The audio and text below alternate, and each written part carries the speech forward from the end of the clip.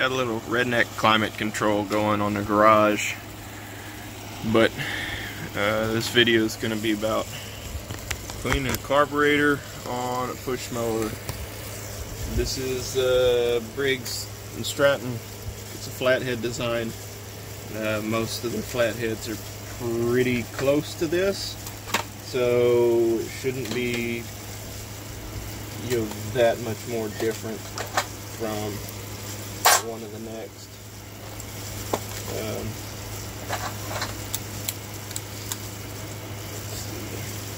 All these fasteners I think are standard, but they're close enough that a metric socket will fit.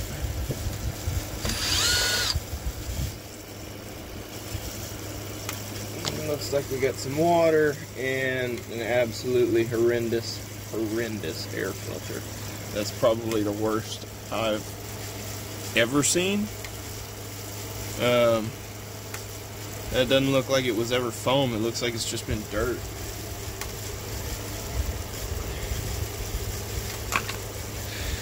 I have one of those at the shop. They don't cost that much, but I don't have one here.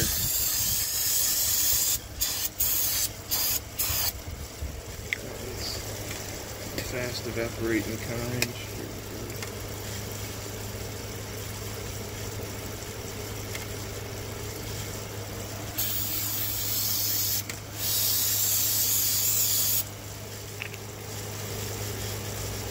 Let's start there.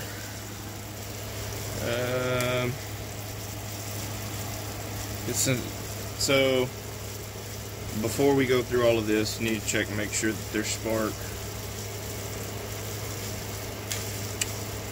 So I need to go grab a spark plug socket. Alright, back with the socket.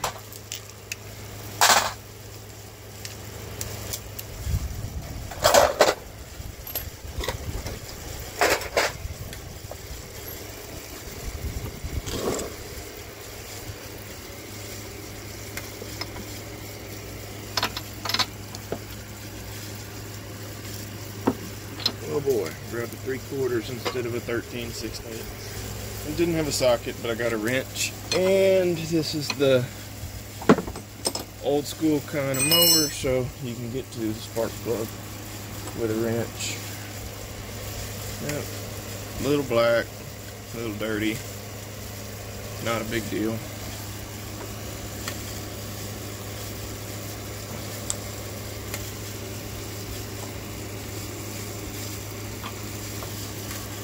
Aggravating part about this is trying to be able to pull it where you can see it. You know what, we're going to do this the easy way.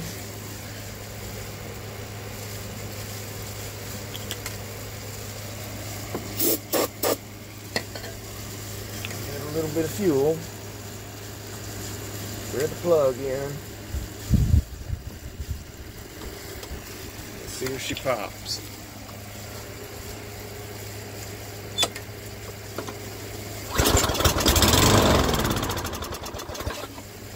Yep, we got spark. Alright, time to come down.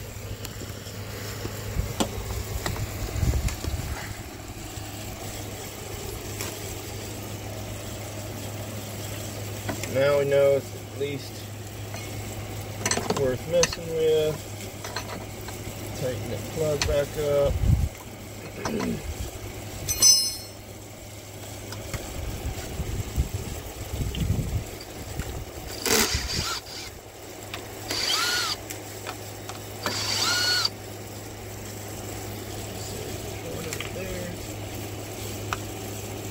There's not just 3 screws holding it on. This is the air filter base. Tore the gasket, but all this gasket is just a seal from debris. You can put a little RTV on there and it'll be a-okay.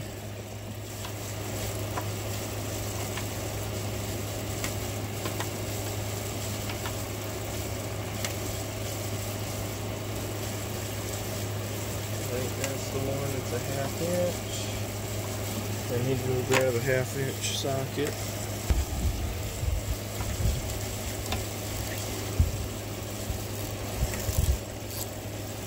Ooh.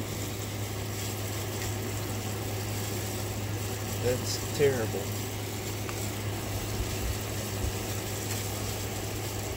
Oh, there's no fuel in here. Yeah, the lid's broken.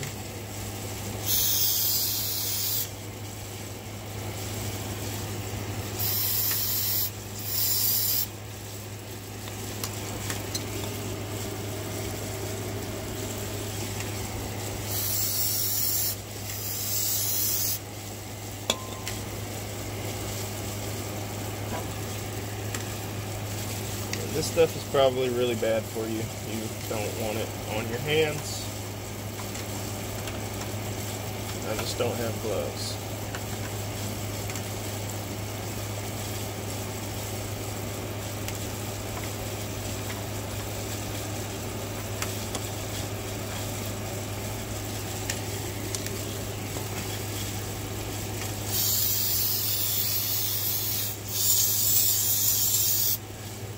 Why is it so yellow?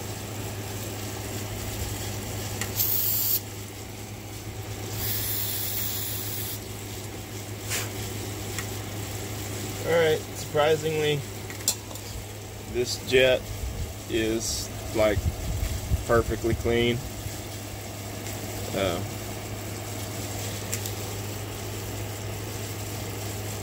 I honestly think I can flush some cleaner through here and put this back in, and it will probably run like a top.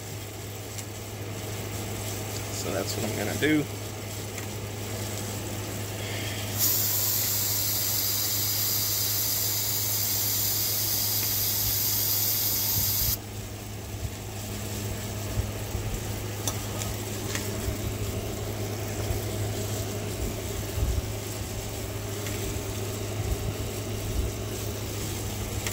This ain't gotten there yet. Whatever, all the bad fuel's drained out. Oh, there it goes.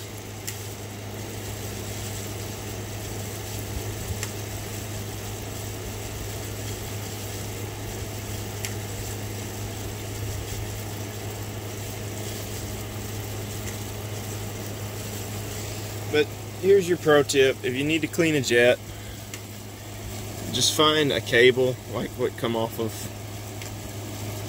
anything, clip it about 2 inches from the end, and keep the end, throw the rest of the cable away. You can bundle these wires up, run them into the hole of the jet, and you just twist it back and forth. That's an easy way. And you know, if it's a bigger hole, bundle more wires. If it's a smaller hole, use a single wire. These are real flexible. They don't break off in the jets. Like I have a little bitty drill bit set, torch tip cleaners. I have all kinds of stuff for cleaning jets and carburetors. Typically, I just grab the cable ends. I have the best luck with them.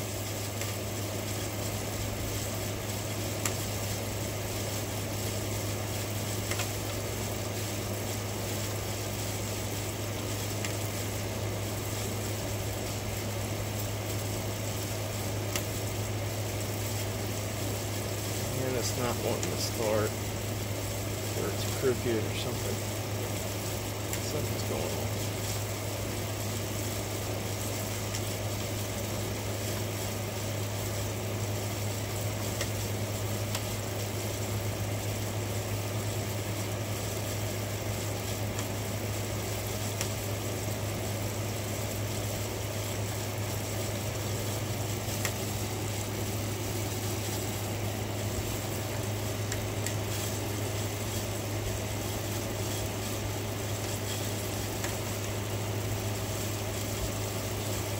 It's a lot easier to start this bolt if you take the carburetor off. I'm just trying to avoid work if I can. It's Saturday. It's my day off. I'm being lazy.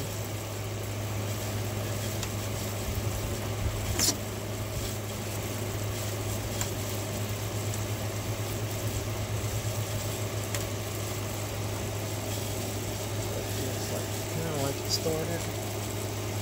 It looks pretty straight. Yeah, there we go. Finally got it started. Tighten this back up.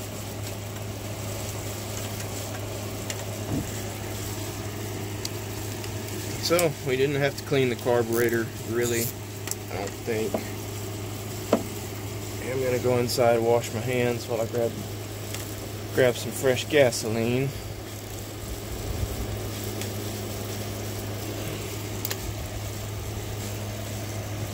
Alright, washed off my hands, grabbed fresh gasoline.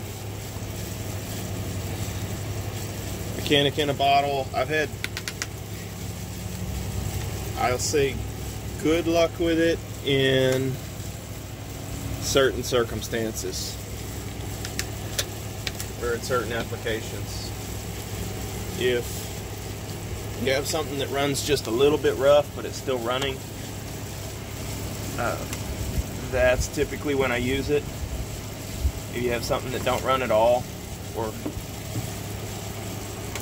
needs deposits physically removed from the carburetor, yeah, it probably ain't gonna help you too much. Should be bolted on. Yeah, there's 2 more bolts on the carburetor. Some of these are retained with a bolt, some of them are just on there, and you have like bolts from the filter base hold, kind of sandwich the carburetor between the intake, and that's what holds it on. I'm just gonna give it a pull and see if it starts.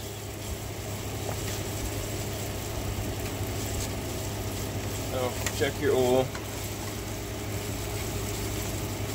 Yeah, the stick is at least wet, so we'll live with that.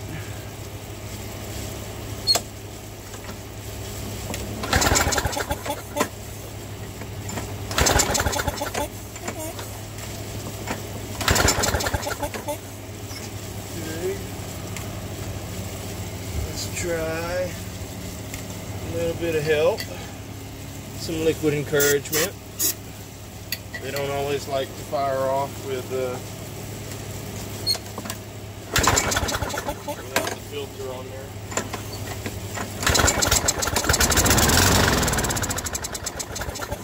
Trying.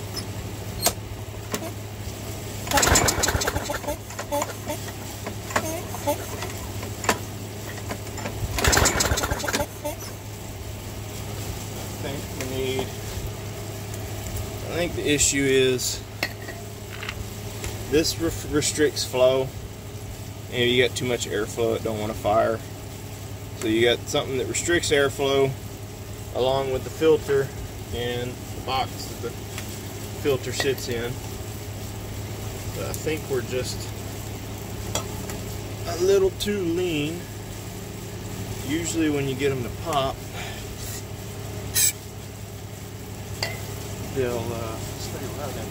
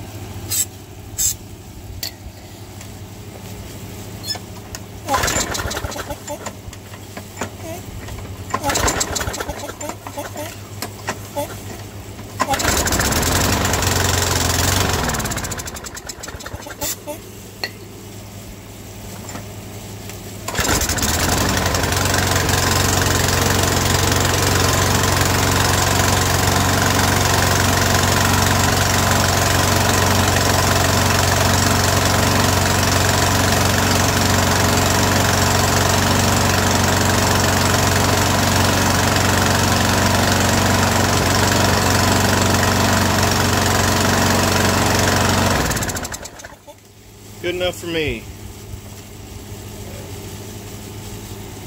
Now, we need to locate an air filter, a fuel cap, probably maybe a blade. Definitely need a blade. And I'll show y'all how to do that. First things first, if it's parts for the engine, you need to determine where your engine information is. This is a Briggs & Stratton. Briggs & Stratton has this little guard here by the exhaust, and they like to put your info there.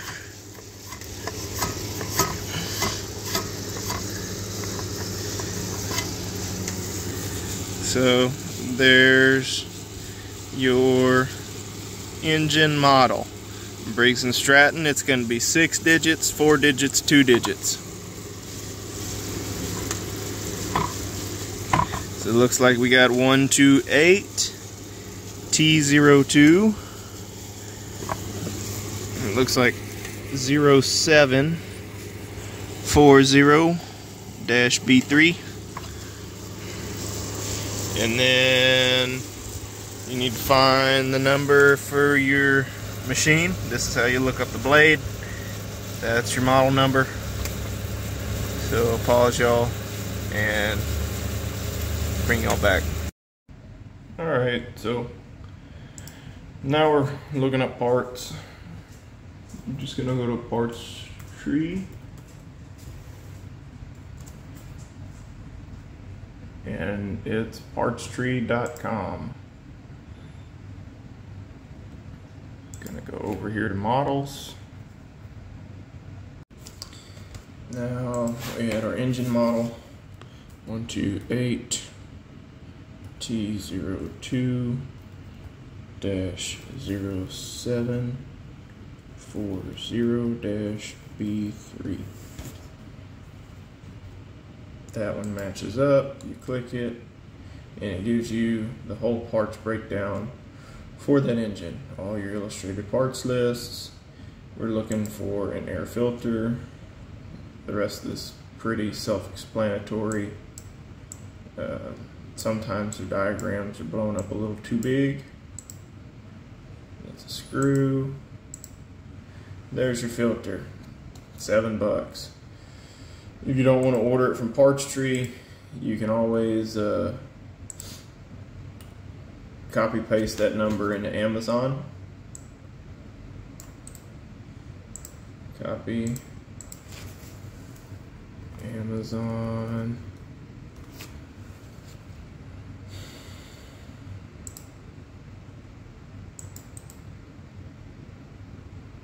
Paste.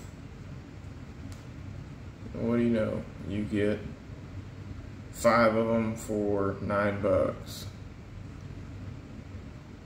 And that's the aftermarket one, but these are old school engines. That aftermarket filter is probably as good as the OEM one, just because it's so old. It was low tech when these things were made.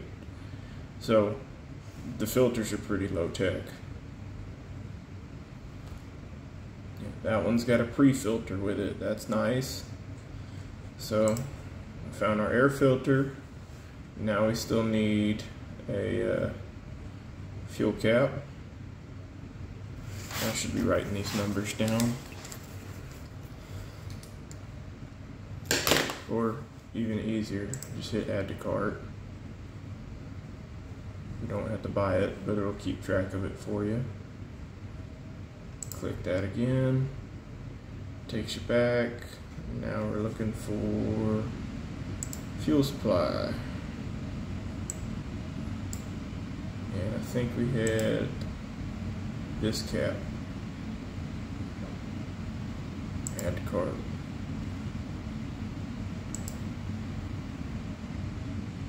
That's a different style, but at least we got part numbers. And then all that's in the cart. So we'll go find our blade. 12 AVB 26 M011. Well, darn. That did not. Oh, I had too many A's. There we go. Troy Bill, walk behind Mower. These are the same, but we can click both of them, see if they got the same blade. 942-0741A. add to cart. See, that one even had spark plug, air filters. If you look just by your mower information, it will not give you the engine information. You won't be able to find your engine parts. So you need to know engine information and machine information. And now you got your shopping list. So that's the probably best way to do this for your your do-it-yourself kind of person. Parts Tree is an excellent resource. If it's oddball stuff or you don't have a dealer for that equipment in your area, try Parts Tree.